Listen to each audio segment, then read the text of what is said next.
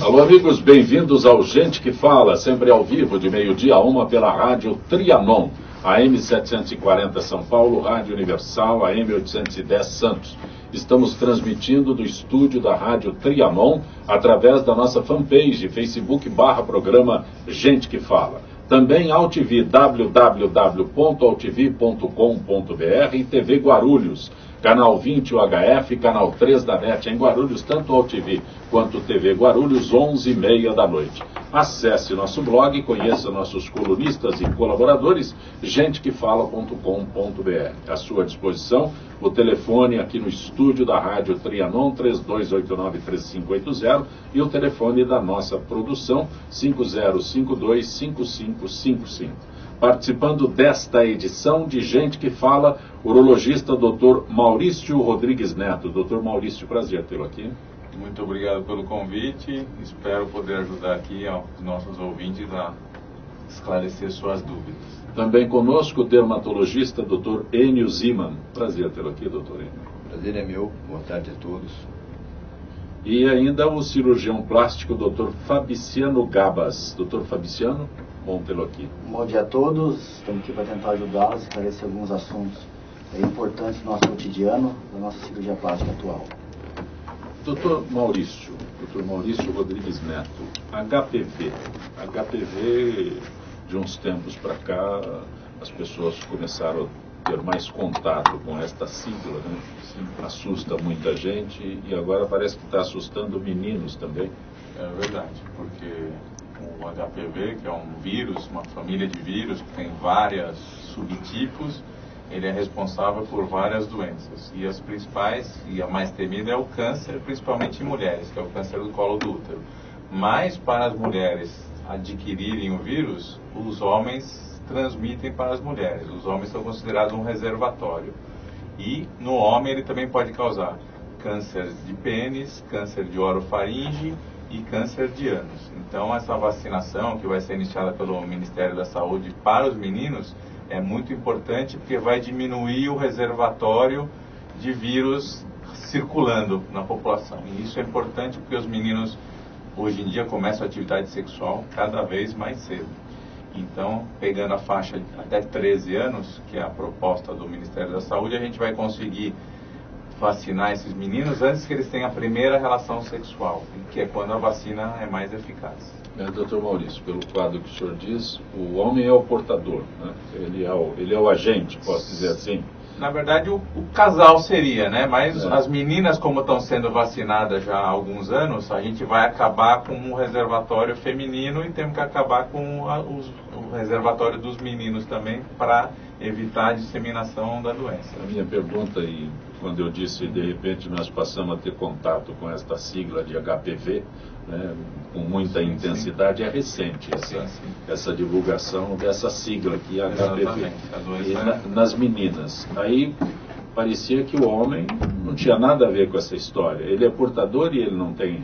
Então, o homem pode ser portador e não ter nenhum sintoma, mas o sintoma principal que aparece no homem são as verrugas no pênis, na região escrotal, na região pubiana, que são através dessas verrugas que o homem vai transmitir para a mulher, entendeu? Então, nessas verrugas que estão os vírus ativos que serão transmitidos para as mulheres. Quando o homem sabe que é o momento de procurar o Dr. Maurício? Quando ele se autoexaminando na hora do banho, olhando o seu pênis, ele nota alguma saliência, alguma coisa diferente que não estava lá e que apareceu. Essa é a hora de procurar para ter certeza de que isso não é um HPV, pode ser outras coisas, uma glândula, outras coisas, mas tem que ir no médico para checar isso daí. Olha, o homem não faz isso não. Faz. Agora, hoje em dia, com a internet, eu vejo muito no meu consultório, eu pego muitos jovens que quando chegam no consultório já desesperados, né? Porque você olha na internet, você não sabe exatamente o que tem e aparece uma pequena lesão, ele já chega lá muito preocupado sobre o que é o problema. Procura primeiro o senhor ou o doutor Enio? Acho que procura primeiro o urologista. Na verdade... Doutor Enio fez a pergunta para provocá-lo. Na realidade, muitas vezes o paciente até procura porque a esposa teve um diagnóstico de HPV e ele vem para saber se ele tem, se ele não tem. Às vezes a gente pede para o urologista fazer uma peniscopia, a gente encaminha também, muitas vezes vem com lesões extra, especialmente nessa época que o pessoal acha que a camisinha protege contra tudo, e o pessoal às vezes vem com lesões extrapenianas, porque ele achou que com a camisinha ele não ia ter problema nenhum e ele acaba sendo um pouco promíscuo. Mas, doutor Maurício, quando eu disse quando o homem procura, é uma questão de prevenção. O brasileiro não faz prevenção. Não, isso é verdade. A gente vê para outros tipos de doença, para inclusive. todos os tipos. Né? É verdade. Mas é o que ele comentou, porque hoje em dia a gente pega também muito isso. Foi no ginecologista, a esposa está com HPV e já acha que a esposa que leva, marca a consulta, e ela sempre acha que tem algum problema de infidelidade, alguma coisa, porque como é que ela pegou, se ela não tinha. Mas isso é importante ressaltar, porque nem sempre isso que acontece, porque o vírus pode ficar incubado por meses ou até anos e depois se manifestar só numa baixa da resistência do paciente. Então não quer dizer que foi pego ali, pode ter sido pego no início da relação sexual dele e só depois, muito mais tarde, que vai se manifestar. Essa campanha de vacinação está sendo eficiente? A campanha em si não, a vacinação. A vacinação sim, porque já é comprovado em vários trabalhos, né, que essa vacina do HPV era primeiro bivalente, agora já é quadrivalente, são os 4 vírus que mais são representativos. Eles conferem uma imunidade muito boa, de quase 100% para as pessoas que tomam 2 doses da vacina. Então o menino toma a primeira dose e 6 meses depois toma a segunda dose. E a taxa de imunidade é acima de 90%. Tem um período essa imunidade é... Então, como a vacina é recente, ela tem 9 anos que está sendo utilizada, em 9 anos já está comprovado que não precisa de um reforço. Mas a gente vai ter que esperar mais anos para ver se no futuro vai precisar de reforço. Doutor Enio, eu tenho uma coceira aqui. Quando é que eu sei se essa coceira é problema ou ela passa logo? Alergia seria alergia? Normalmente, tudo que coça, tudo que incomoda na pele, o pessoal acha que é alergia. E às vezes coisas que não tem nada a ver com alergia, realmente, vêm referidas como alergia. O paciente procura porque ele diz, olha, eu tomo leite, eu tenho uma coceira, eu tomo um medicamento, me dói a cabeça, eu acho que eu sou alérgico a esse medicamento. Do ponto de vista médico, a gente usa alergia para problemas ligados ao nosso sistema imunológico. Quando há uma reação exagerada do nosso sistema de defesa, e a gente considera alergia. Mas o paciente muitas vezes refere uma porção de sintomas inespecíficos como alergia. A maneira justamente de tirar dúvida, persistir um pouquinho, procura um médico, um alergista, um dermatologista, ou um clínico mesmo, que ele vai orientar e, se necessário, encaminhar o especialista. O que é esse pouquinho que o senhor se refere? Incomodou um pouquinho, porque eu sou incrédulo com relação ao brasileiro, né? Porque imagino que, principalmente no caso de homem, né? Aliás, o depoimento dos senhores a mulher leva, né? Mas no caso de homem, o homem é extremamente resistente. Normalmente o brasileiro, não só o brasileiro, acho que não é só no Brasil que isso acontece, começa alguma coisa e ele vai primeiro na internet, né? Ele vai lá, tudo que ele concorrente encontra. Atual de vocês, Dr. Google. Dr. Google. Nem chamo de concorrente. Antigamente o pessoal ia naquelas enciclopédias médicas, na Barça, etc., ia procurar nas bibliotecas. Agora ficou mais fácil, ficou ao alcance de todo mundo. Está em casa. A única coisa que a gente sempre pede é para o pessoal procurar informação de qualidade, não bloguinhos. Mas não há como ter um filtro disso, não há como uma distinção. O que seria de qualidade ou não? Eu acredito que a hora que a pessoa procura uma informação num site de uma universidade, de um médico, ele melhora um pouco a qualidade. Ele procura um blog, não piora. Um lugar importante é procurar no site das sociedades, a Sociedade Brasileira de Urologia, a Sociedade Brasileira de Dermatologia. Lá são informações confiáveis, então estudadas e colocadas com cuidado para orientar os pacientes sem assustar. Pois não. Eu acredito que justamente se as pessoas tiverem um pouquinho de bom senso, de critério, dá para se educar nesse sentido, não acreditar em coisas que outras pessoas falam, às vezes são pacientes como ele, né? Então uma ideia vai virando... Eu comecei dizendo, senhor, eu estou com uma coceira na mão aqui, Aí o mais comum é, eu tinha uma igual a essa daí, ó. Você essa pomada. Brasileiro não se automedica, né? E vai na farmácia, às vezes o farmacêutico também dá uma pomada. Isso dá uma pomada. Muitas vezes ele já chega com a solução na mão. Eu tenho uma coceira aqui, eu gostaria de fazer um teste alérgico, fazer alguns exames de sangue, e já vem com a solução na mão. Espera um pouco. Mas isso é no consultório, né? No consultório. Quando ele chega, às vezes não chega, né? Ele vai na farmácia e pega uma pomada lá, passa aleatoriamente. Normalmente, quando ele chega ao consultório, ele já usou algumas pomadas. Realmente. Várias. E já piorou. Por isso que Ninguém ele resiste a foi. uma pomadinha. E sempre tem em casa uma pomadinha que está lá faz tempo, mas até vencido Sim. e acaba sendo usado. Tem alguma forma de, sobre alergia, né? Tem alguma forma realmente de eu precisar procurar o doutor Enio, eu estou com alergia, alguma coisa, eu vou lá no senhor, não é o seu diagnóstico, né, relata que a minha preocupação é infundada? Normalmente, Eu quero entender o que seria um sintoma de alergia que o senhor fez referências aí. nós temos sintomas alérgicos praticamente sobre todos os órgãos do nosso organismo, mas predominantemente o aparelho respiratório e a pele. A gente tem alergia que pega o aparelho digestivo, que pega outras regiões, mas muita incidência sobre a pele e sobre o aparelho respiratório, e muitas vezes associados. Então, é um sujeito que tem uma asma, um sujeito que tem uma rinite, um sujeito que tem um eczema alérgico, aquele paciente que tem uma urticária, ele de vez em quando amanhece com o corpo todo coçando, ou de uma hora para outra, às vezes começa, incha a boca, incha o olho. Essa é a hora de procurar um auxílio médico, seja especializado, seja no pronto-socorro, quando é uma coisa urgente, porque pode realmente, as pessoas têm muito medo, felizmente não é uma coisa frequente, mas pode afetar a garganta, fechar a respiração, aquela coisa toda que as pessoas têm medo, pode acontecer. Como o paciente normalmente não sabe quando a coisa vai se agravar, é importante que ele procure ajuda especializada, nem seja um pronto-socorro. Pois não. Não, é isso mesmo que ele está falando. A urticária, essas lesões de pele, normalmente começam e a pessoa tenta se automedicar. E quando não vê que não foi bem, não está dando certo, que daí vai procurar o médico. No caso de alergia por ingestão de um medicamento, de um alimento, vem de dentro para fora. Fico lá com a pele vermelha, aquele negócio assim, saio correndo, tomo um medicamento, vou logo no meu amigo da farmácia. Na verdade, procurar uma ajuda sempre é válida. Como a maioria sempre tem um amigo médico, um conhecido, às vezes é melhor do que procurar o... Porque na farmácia quem te atende normalmente não é um farmacêutico, é um balconista, é um funcionário. Ele não tem a mínima experiência clínica. Ele pode até conhecer nome de remédio, até saber para que se usa, mas ele não conhece farmacologia, ele não tem uma profundidade nisso. É relativamente perigoso.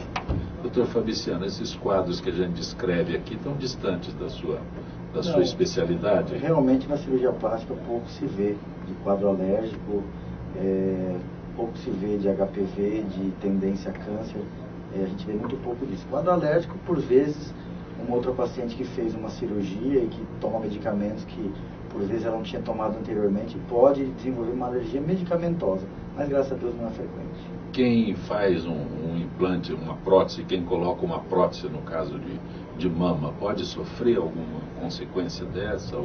Existem relatos de rejeição à prótese, que não deixa de ser uma tendência de alergia do corpo, uma rejeição ao tecido do material da prótese. Mas é muito difícil. Isso não há como diagnosticar anteriormente? Previamente é muito difícil, mas a incidência na sociedade é muito baixa, por volta de uma paciente em 40 mil. Então a incidência é bem baixa. Prótese de mama de uns tempos para cá, né? Próteses de silicone, no caso das mamas, a gente, o que era um tabu até bem pouco tempo, né? Hoje se fala abertamente. E parece que as mulheres hoje em dia estão com alguma resistência para colocar próteses, é isso mesmo? Não que haja resistência. O que aconteceu há alguns anos foi que começou-se a aumentar cada vez mais o volume das próteses, a ponto de chegar muitas vezes a um exagero. Isso causou um estigma social nas pessoas, com peito muito grande. Peito grande, na maioria das vezes, agrega um peso de mama maior, que acabava tendo um resultado estético inadequado. Então isso aí foi um ponto negativo que a gente acabou passando há cerca de quase uma década, Mas é que hoje mudou bastante. Hoje não se tem resistência, muito pelo contrário. Cada vez mais se sabe que a prótese é um material muito inerte, e o risco de qualquer tipo de complicação é muito pequeno. Então está se usando mais, há alguns anos já é a cirurgia plástica e estética mais realizada no Brasil. Consequências, né? Seria o câncer de mama hoje, quando se fala que a prótese provoca? Não, a prótese não provoca câncer de mama, isso tá bem consolidado já.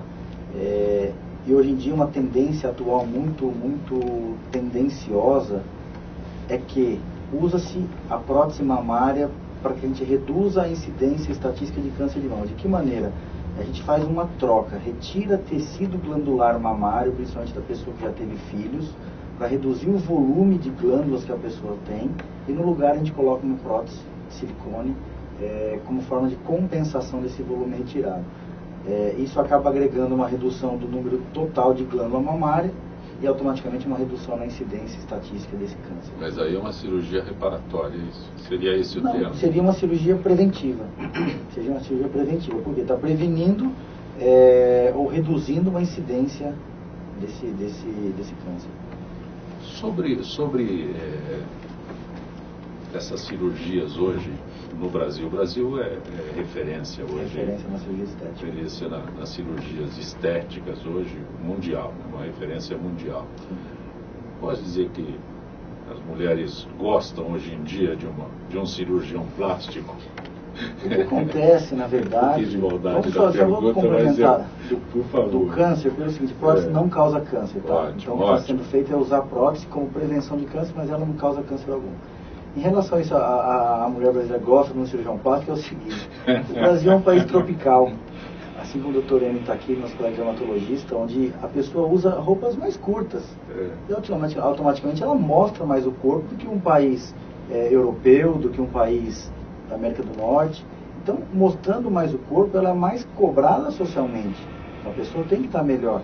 Tem que estar melhor, ela acaba tendo que se cuidar um pouco mais. E virou meio cultural da pessoa ter que ter um peito bonito, ter que ter um corpo com uma bela curvatura, um abdômen bonito, um rosto bonito. No Brasil, nas últimas décadas, foi se criando essa tendência e está realmente, graças a Deus, cada vez mais... Tem uma época que se procura mais um cirurgião plástico? Há cerca de Nós décadas, começamos o outono ontem. Então, há cerca de 2 décadas era bem sazonal. Então chegava nessa época de inverno, a paciente queria operar porque ela aproveitava o inverno, usar a cinta um pouco mais confortável. Quando chegava no final do ano, no verão, ela já estava recuperada, então podia curtir normalmente. Hoje em dia, por conta da situação profissional, mudou um pouco. Hoje a pessoa não opera quando ela quer, hoje ela opera quando ela pode. Então, quando a criança vai tirar uns dias de férias, ela não precisa estar em cima. Quando ela tem férias coletivas da empresa, ou quando ela consegue efetivamente um tempo para que ela consiga operar. Antigamente era mais sazonal, agora está mudando um pouco, embora ainda haja uma tendência de haver mais cirurgias perto de períodos de férias.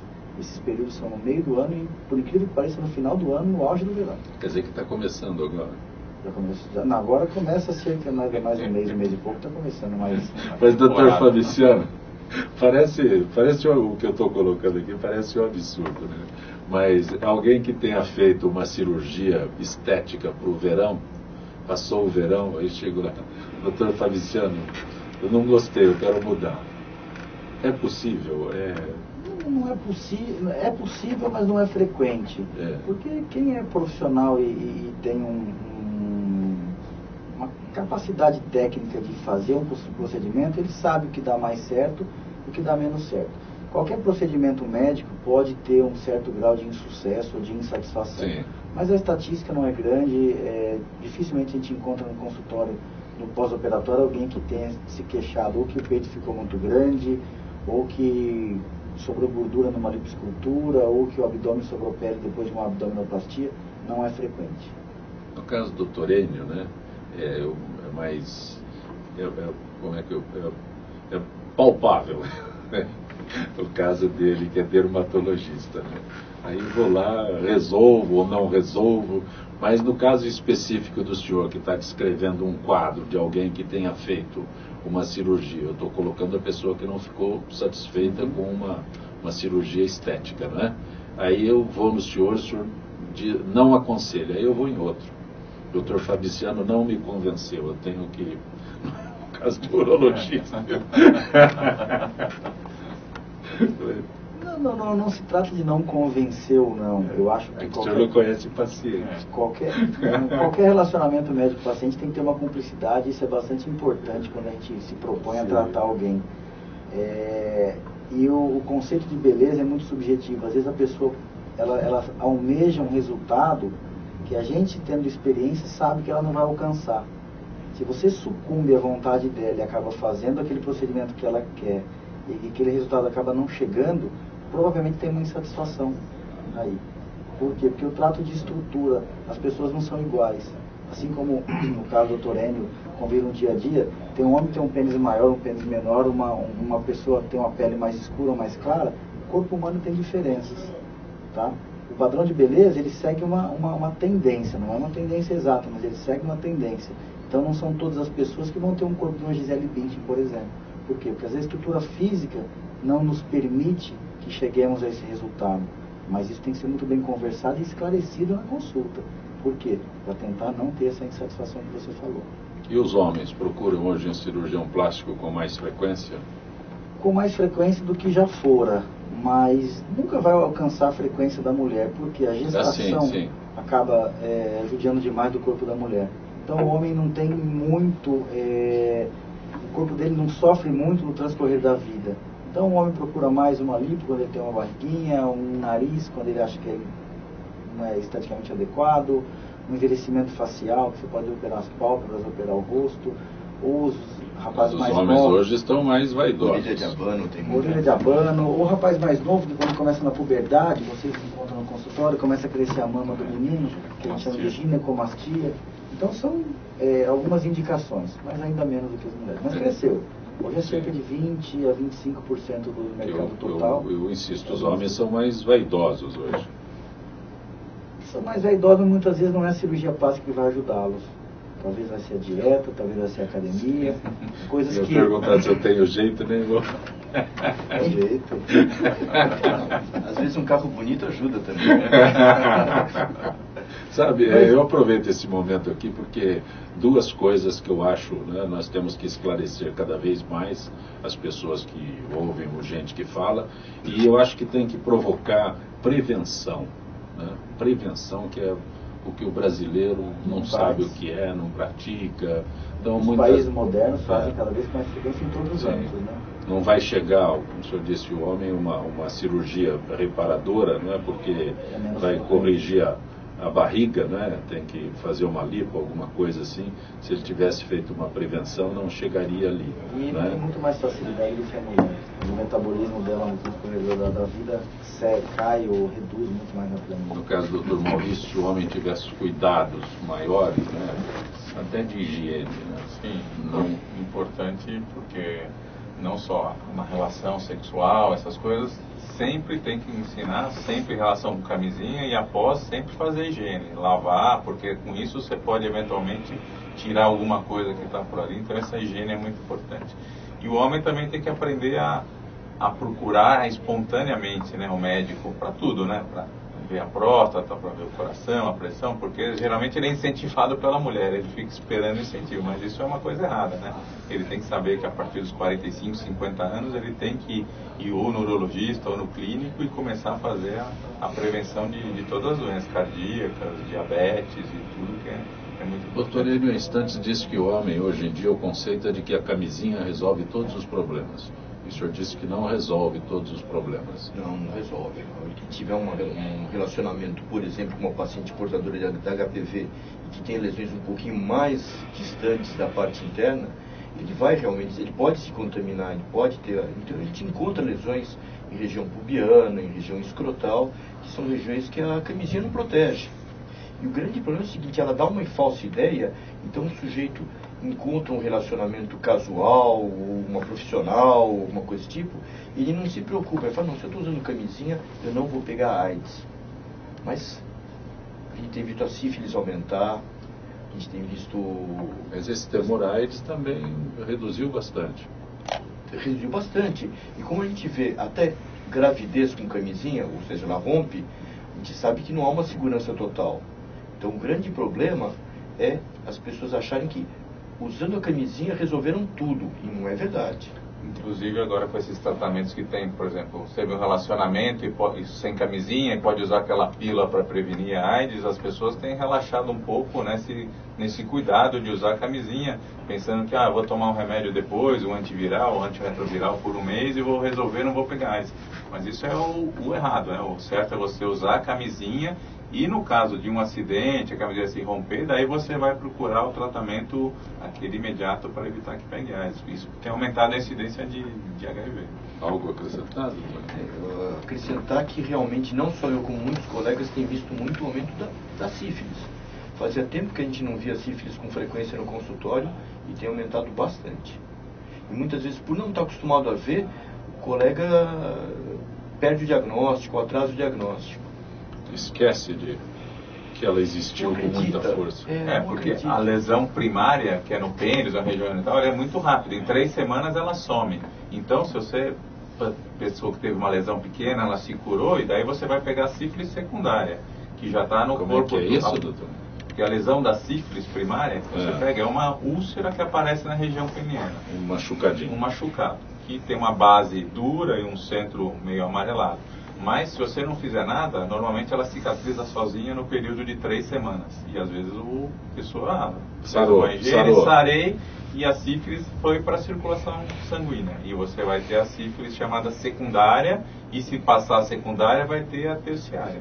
E o que eu tenho visto em alguns casos é sífilis secundária. O paciente vem com lesões de pele, lesões pelo corpo, que às vezes não faz um diagnóstico, e a gente tem pedido sorologia para sífilis e aparece como já sífilis secundária. Você está acompanhando Gente que Fala pela Rádio Trianon. Conosco hoje o urologista Dr. Maurício Rodrigues Neto, dermatologista Dr. Enio Ziman e o cirurgião plástico Dr. Fabriciano Gavas. Nós vamos a um intervalo. Estamos convocando o nosso jornalista Ricardo Godoy.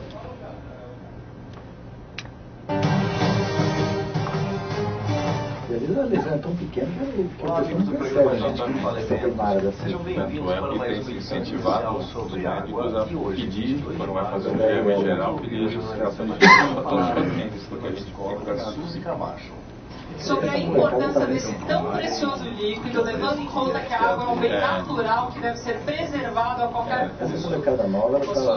O Dia Mundial da Água, que foi criado pela ONU, que é a Organização das Nações Unidas, Oi. Você chamou o intervalo, você não chamou o cara aí, vai. Agora você volta. Já emenda o comercial da rios, prefeitura. riachos, lagoas, etc. Como se a água não tivesse importância alguma. Como educar as pessoas a cuidarem melhor do nosso meio ambiente, principalmente da nossa água? Nossa, com certeza. Eu tive uma experiência, eu fiquei no Camboja umas 3 semanas. Gente, nós temos que agradecer o que nós temos aqui no Brasil. Vocês não sabem que o Camboja praticamente ele fica imerso em água, que é um pântano constante.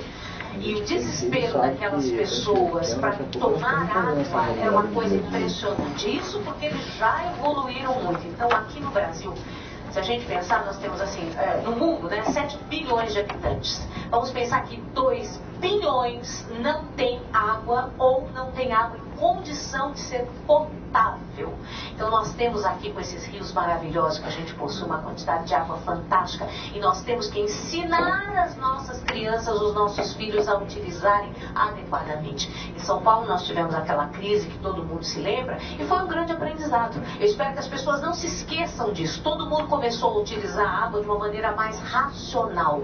Então vamos ensinar essa parte de racionalizar a utilização da água, pensando que a água é um bem finito e nós estamos terminando com a água potável. A gente vê lá em Barcelona em 2008, nós tivemos aí uma crise muito mais séria até do que nós tivemos aqui em São Paulo há 2 anos atrás. Que bom. Então a gente tem que cair nesta realidade de que a água é infinita Eu estou acertando. e que cada um de nós utilizar de maneira adequada. Cuidado com essa questão de escovar os dentes deixando a torneira aberta, lavar a cabeça com um chuveiro lá, sabe, desperdiçando água, né?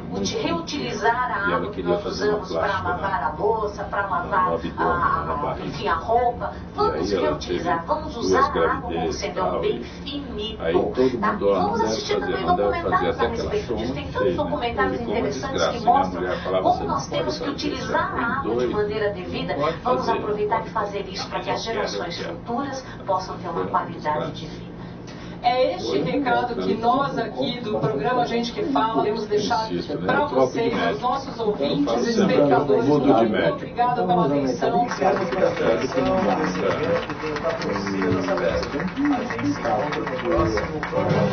Parte emocional da pessoa é difícil de ser tratado.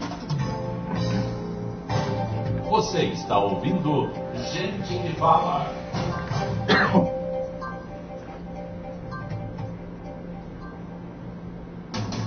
Chegou a nota do milhão da Prefeitura de São Paulo. Com ela, você pode virar milionário. Para concorrer a R$1 milhão todo mês, é só pedir a nota fiscal em prestadores de serviços, tipo academias, oficinas mecânicas, estacionamentos, cabeleireiros, pet shops. E quanto mais notas você pedir, maior a sua chance de ganhar. Quer ficar milionário? Pede a nota do milhão. Pede e vale. Para concorrer ao prêmio mensal, cadastre-se e consulte o regulamento em notadomilhão.prefeitura.gov.br. Prefeitura de São Paulo.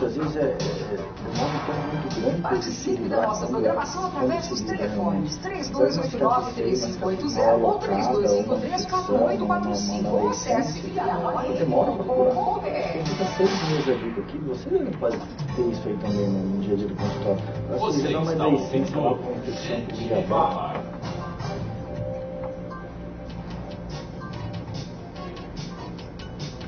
Conosco hoje o urologista Dr. Maurício Rodrigues Neto, o dermatologista Dr. Enio Ziman, o cirurgião plástico Dr. Fabiciano Gabas. Vamos conversando com eles hoje. Dr. Maurício, incontinência. Incontinência é quando eu faço xixi descontroladamente, é isso? Isso mesmo.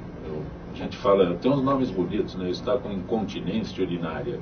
E aí eu pergunto para o senhor o que é isso? Eu estou fazendo xixi demais e não sei o que é. É uma coisa importante que a gente vai ver cada vez mais, porque com o envelhecimento da população isso vai aparecer mais. Então a gente tem que diferenciar bem a incontinência no homem e a incontinência na mulher. A incontinência no homem, geralmente ela é secundária a problemas prostáticos, porque a próstata cresce, a bexiga tem que fazer mais força para pôr a urina para fora, e com isso ela vai ficando musculosa. E essa musculatura que ela desenvolve acaba tornando uma bexiga hiperativa, ou seja, o paciente tem a vontade de ir no banheiro, mas às vezes não dá tempo dele chegar. E molha a roupa antes de chegar ao banheiro. Essa é a urgência miccional, é chamada bexiga hiperativa. E no homem é mais... dizendo que eu estou com muita vontade de fazer xixi, mas aí no caso da incontinência eu não consigo segurar. Não consegue segurar. Você tenta fechar o esfíncter, né, que é o que você tem controle, mas a força que a bexiga vem com essa contração é mais forte que o esfíncter e começa a vazar urina no caminho. Isso é mais comum nos homens idosos que têm problema prostático. E o tratamento, normalmente, você tem que englobar o tratamento da próstata e da bexiga em conjunto. Existem os casos um pouco diferentes, que ele não tem o problema de próstata e tem só a bexiga hiperativa. Normalmente isso a gente pode ter naquelas crianças que fazem xixi na cama durante a infância e nas pessoas muito idosas, pessoas de asilo que por falta de mobilidade, dificuldade de caminhar e tendo um pouco de bexiga hiperativa, até ela chegar no banheiro não dá tempo. Tá certo? É caso cirúrgico, tratamento... Então, tratamento de bexiga hiperativa é remédio, medicação e fisioterapia para fortalecer a musculatura que segura a urina. Isso, estou falando do homem, e da mulher também, a bexiga hiperativa a gente trata com remédio. Na falha do remédio, a gente tem várias medicações hoje em dia, tem 3 ou 4 linhas de medicação, e se falhar, daí eventualmente é um tratamento cirúrgico, mas o cirúrgico é uma cirurgia porque a gente vai colocar botox dentro da bexiga para deixar a bexiga mais calma e aumentar a sua capacidade. Mas isso é numa fase mais avançada. Então tem muito remédio, muita coisa para tentar antes de você fazer a procedimento cirúrgico mais para a mulher e menos para o homem? Então, daí na mulher é diferente porque a mulher, além da bexiga hiperativa, que é essa urgência de ter que correr para o banheiro, ela tem a incontinência urinária de esforço. O que é? Ela vai para a academia, ela faz um esforço, molha a calcinha, ou ela está andando, ela está correndo, molha a calcinha, ou ela dá uma tossida, ou ela vai carregar um peso e molha a calcinha. Isso é incontinência de esforço. O tratamento pode ser fisioterapia numa fase bem inicial, mas geralmente é um tratamento cirúrgico, que a gente tem que colocar um suporte na uretra para poder evitar a perda de urinária quando ela tem esforço. Isso vale para o homem também, esse esforço, tossir, essas coisas? Então, no homem não vale por quê? Porque a uretra do homem ela é longa, ela tem cerca de 20 centímetros. Então é muito mais difícil você ter uma incontinência de esforço. No homem, a incontinência de esforço aparece quando ele faz a cirurgia da próstata, tira toda a próstata porque teve câncer. Não que seja frequente, mas existe essa possibilidade. E quando ele faz cirurgia de próstata pela uretra, pelo crescimento benigno, é muito raro isso acontecer. Então, continência de esforço no homem, ela é secundária à cirurgia de próstata. Na mulher, ela pode ser consequência de ter tido muitos filhos, do parto, de prolapsos, ou, eventualmente, mesmo pacientes que nunca tiveram filhos, também pode ter incontinência de esforço. Mas ela é mais comum na mulher porque a uretra da mulher é curta, ela tem 4, 5 centímetros. Então, a distância é muito menor, a chance de ter incontinência de esforço é maior. Deixa eu aproveitar que o Marcos de Pinheiro está nos acompanhando. Pergunta ao senhor em que momento a próstata deve ser operada. Tem um momento para isso? A próstata vai ser operada se o paciente, a gente fizer os exames e chegar à conclusão que ele tem câncer, ou quando ela dá sintomas que atrapalham a pessoa para urinar e pioram a sua qualidade de vida. Tem que ir toda hora ao banheiro, acordo muitas vezes à noite para urinar, dá vontade de urinar, tem que sair correndo. Então, quando ele tem sintomas e a gente dando remédio, os remédios não conseguem resolver esses sintomas, daí está indicada a cirurgia da próstata benigna. Doutor Enio, acne. Acne é o pavor da juventude ou os mais idosos também têm esse? Acne talvez seja uma das principais causas de procura ao consultório. Se a gente somar os pacientes que procuram por causa do acne com aqueles pacientes que procuram por outras causas e a gente diagnostica um acne, a gente percebe um acne importante, a gente pergunta ativamente, o paciente realmente quer tratar o acne, a gente vai chegar a uma porcentagem bastante grande em todas as idades. Então existe o acne do adolescente, realmente, que é bem frequente, mas existe o chamado acne inflamatório da mulher adulta, que praticamente acompanha ela durante a vida inteira. E se a gente procurar nas costas do adulto mesmo, sempre a gente acha algum cravinho, algum cisto de acne. Então, se a gente for procurar o acne, ele é muito frequente. O tratamento é semelhante? A gente divide o acne conforme as características dele. O acne grau 1, por exemplo, em que predominam os comedões, que são os cravos, né, populares cravos. O acne grau 2 já tem as pápulas, pústulas. E tem os casos mais graves, 3 e 4, que tem cistos. E no caso do acne grau 4, por exemplo, tem lesões queloidianas, cicatriciais. Hoje já se fala, tem acne grau 5, que seria o acne fulminante. Um acne que pode realmente pôr em risco a vida do paciente. Então, como? Morrer de acne? Morreu do quê? Morreu de acne? Não morre de acne, morre de septicemia. São bactérias que realmente... Não, mas o senhor descreve algo que é... Nossa, a gente fala isso para assustar a pessoa que cutuca. Não, mas é ótimo. E o homem? O homem tem mais nas costas? Tem mais... Nas costas, nas áreas oleosas. Couro cabeludo, face. Couro cabeludo também? Couro cabeludo. Tem, junto com a dermatite seborreica, aparecem espinhas, acne, cistos. E o que eu disse é correto? O homem tem mais problemas de acne nas costas?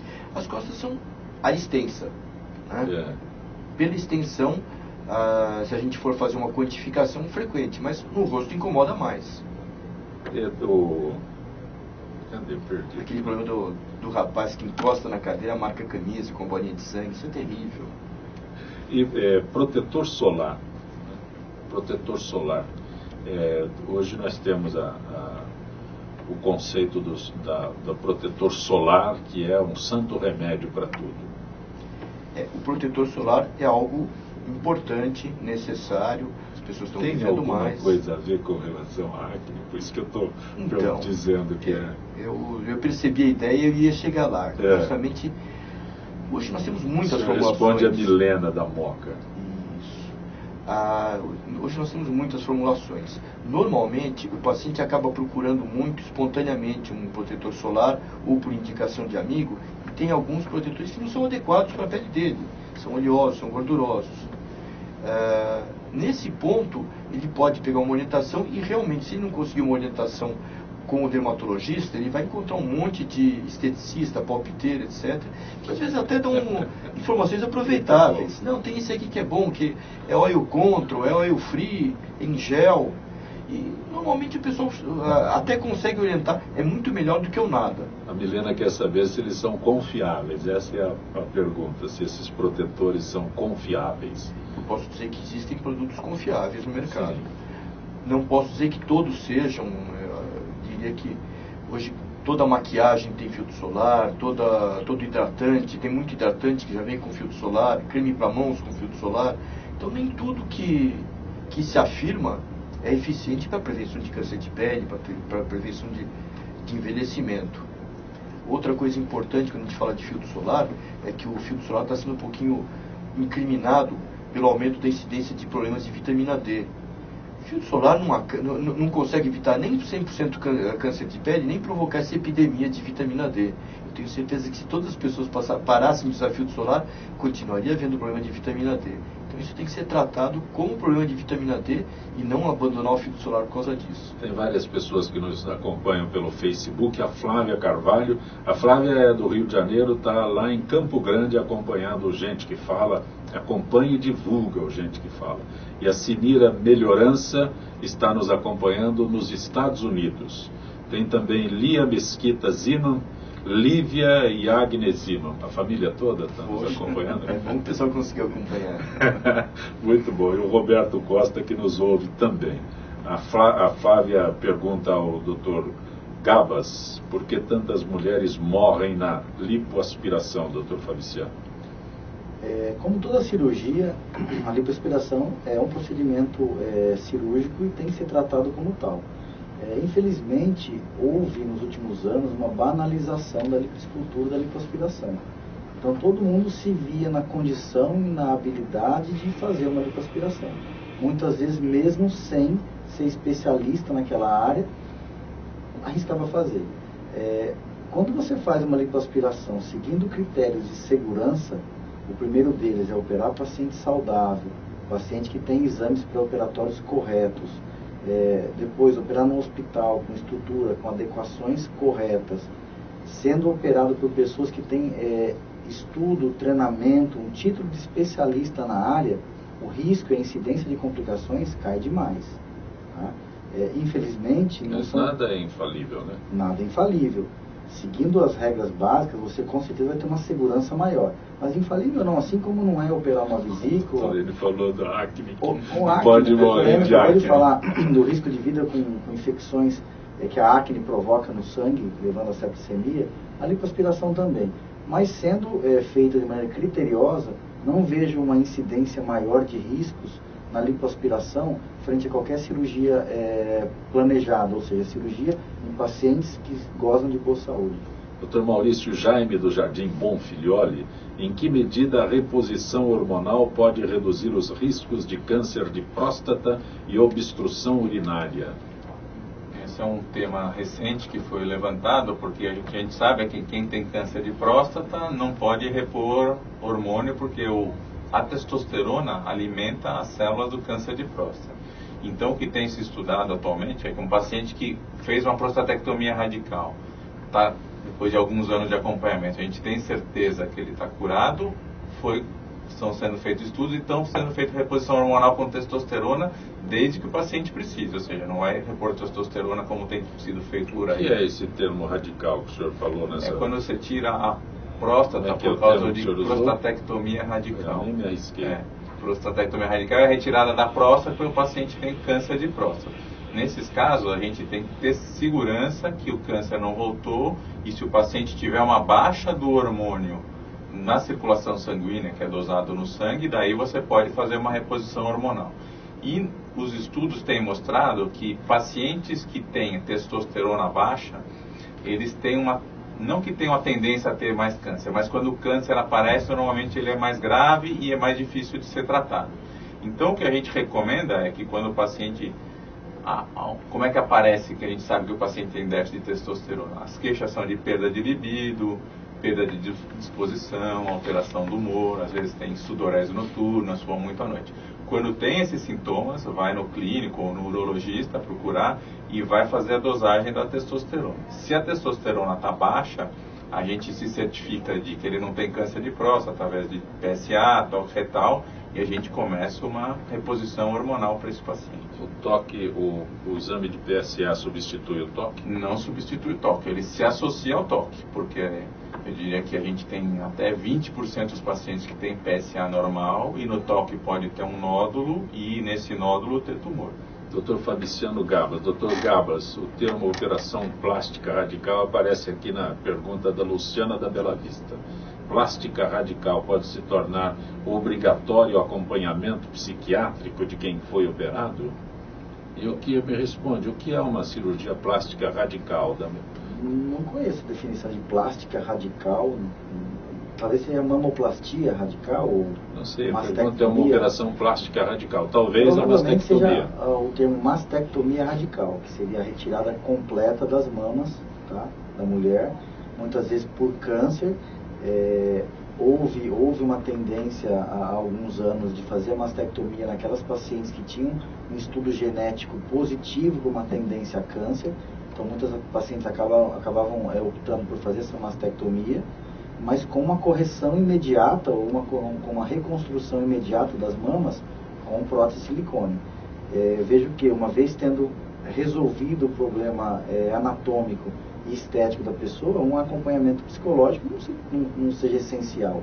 Talvez para algumas pessoas que têm uma tendência, algumas doenças psicológicas, sim, mas para a maioria da população não. Doutor Enio, Carlos de Itaquera pergunta ao senhor por que havaianos que tomam sol praticamente a vida toda normalmente vivem muito e raramente têm câncer de pele. Tem explicação? Existe um fator genético. Normalmente a pele que tem mais pigmento tem muito mais resistência ao câncer de pele. Então a incidência de câncer de pele não melanoma em pacientes melanodermos, em pacientes que têm mais pigmento, é menor. A gente tem uma incidência muito alta de câncer de pele, por exemplo, em países na Holanda, na comunidade europeia, ali na Zona Norte.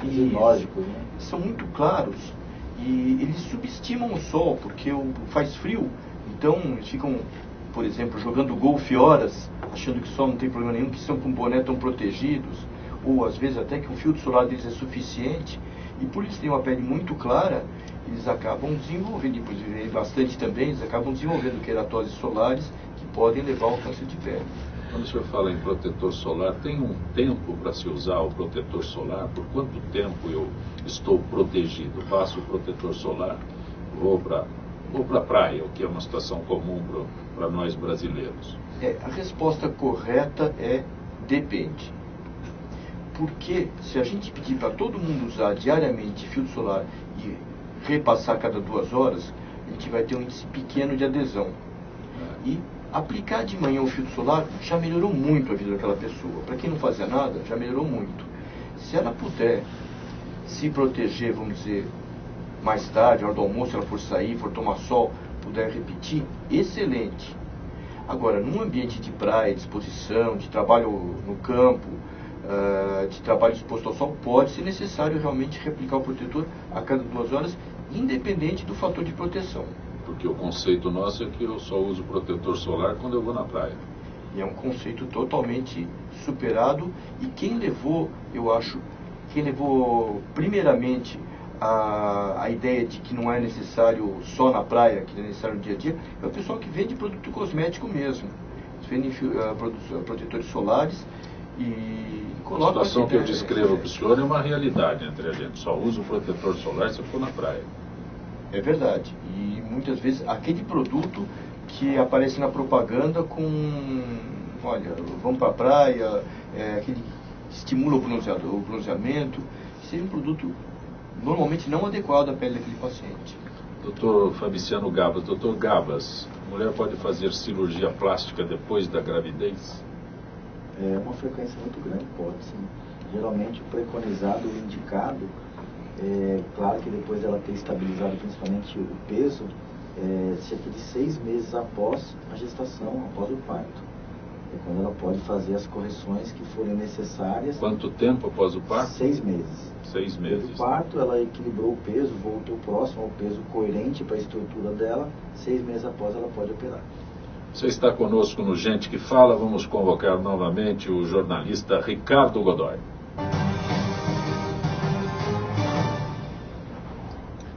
Olá, amigos do programa Gente que Fala Eventos. Sejam bem-vindos para mais uma edição especial sobre água. Hoje, 22 de março, Dia Mundial da Água, vamos ouvir a jornalista Vanessa Palazzi entrevistando a nutricionista Roseli Rossi. Minha querida Roseli Rossi, sugestões não faltam para melhorar as condições da nossa água, não jogar lixo nos rios e lagos, economizar água nas atividades cotidianas, banho, escovação de dentes, lavagem de louças, reutilizar a água em diversas situações, respeitar as regiões de mananciais e divulgar ideias ecológicas para amigos, parentes e outras pessoas. Então perguntamos para você, quais os cuidados que uma dona de casa deve tomar para usar a água com o máximo de correção, seja para cozinhar ou apenas para lavar a louça? Eu acho que, como já foi dito aqui, essa questão de lavar, cuidar da caixa d'água, né? Ter essa periodicidade para fazer essa limpeza da caixa d'água e essa vigilância dos canos, como foi dito aqui, é imprescindível. Uma vez que a gente tem a Sabesp, que cuida com todo esse aprimoramento, com essa tecnologia, para chegar uma água com qualidade, a gente tem que fazer nossa parte. É que a gente sempre espera que o outro faça, né? Criticar é muito mais fácil. Então cabe a cada um de nós já ter esse tipo de controle. Segundo, é lógico, a gente ter um filtro de boa qualidade. Se eu estou falando com o bebezinho, estou cuidando, fazendo a hidratação do bebê, a mamadeira do bebê, aí eu vou ter um filtro com boa qualidade, porque ele tem uma outra necessidade. Se eu estou falando com pessoas idosas, pessoas doentes, também eu tenho um outro tipo de cuidado que eu tenho que ter na água que eu vou utilizar para essa pessoa beber. Então depende, cada caso é um caso, mas eu acho que cada um de nós tem que ter esse tipo de cuidado, pelo menos. Né? Temos essa obrigação de compartilhar essa informação, cada qual com o seu segmento, para que a gente consiga, nem que gradativamente, mudar, né, aos poucos, a cabeça com o conhecimento das pessoas e fazer uma sociedade melhor. Tem a água vital, a água é vida, né? Tanto é que o ser nasce banhado nesse meio líquido, né? Bebezinho. E aí a gente sabe que nosso corpo é formado por 60% de água. 70% estão nos nossos músculos. O restante na parte de secreções, da linfa. Então a gente sabe o poder que a água tem no nosso organismo. A gente consegue ficar muito mais tempo sem comer do que sem beber. É este recado que nós aqui do programa Gente que Fala queremos deixar para vocês, aos nossos ouvintes, espectadores. Muito obrigado pela atenção. Encerramos mais uma edição desse evento que tem o patrocínio da Sabesp. A gente se encontra no próximo programa. Estamos no finalzinho do nosso Gente que Fala. Apenas um reforço, doutor Enio Ziman. O senhor fez referência à acne, a vários estágios que os senhores consideram. O senhor disse que a acne hoje, como é que é? Nível 5? Nível 5 é o acne fulminante, é um caso felizmente muito raro, excepcional, mas que nos preocupa, lógico. Porque... Quando o senhor fala de acne, o problema, e o Dr. Gabas fez referência a isso, é o risco de uma infecção que ele pode provocar. É isso. No caso do acne fulminante, a gente considera um problema imunológico realmente, é uma generalização de infecção causada por um quadro de acne grave. Tem algum endereço que possa localizá-lo com rapidez nas redes sociais? Bom, eu tenho... Dr. Enio Ziman. Eu posso deixar o e-mail enioz@globo.com e normalmente é possível me localizar. Eu posso até indicar algum socorro. Grato por ter vindo ao nosso Gente que Fala. Dr. Maurício Rodrigues tem um endereço que possa localizá-lo. Fácil? Maurício R. Neto, neto com 2 T's, @gmail.com. Grato por ter vindo ao nosso Gente que Fala. Dr. Fabiciano Gabas, tem um endereço que possa localizá-lo? Tem o site, que é drgabas.com.br ou drgabas.com. Grato lá por tem ter informações, orientações de vários aspectos da cirurgia plástica. Muito bom tê-lo aqui no nosso Gente que Fala. Obrigado pelo convite a todos. Direção-geral do jornalista Fausto Camunha, diretora de produção Zenilda Salvato, redação Pedro Schiavon, produção cultural Ricardo Godoy, na rádio Trianon, Benevené, Cléo Rodrigues, Neildo Neres, Ricardo Valim e Sérgio Souza, na direção da TV Guarulhos, Fernando Mauro, na direção da UTV Alberto Luquete, na técnica James Eduardo, Paulo Afonso e Iago Matsumoto. Estaremos de volta amanhã, meio-dia. Gratos, até lá.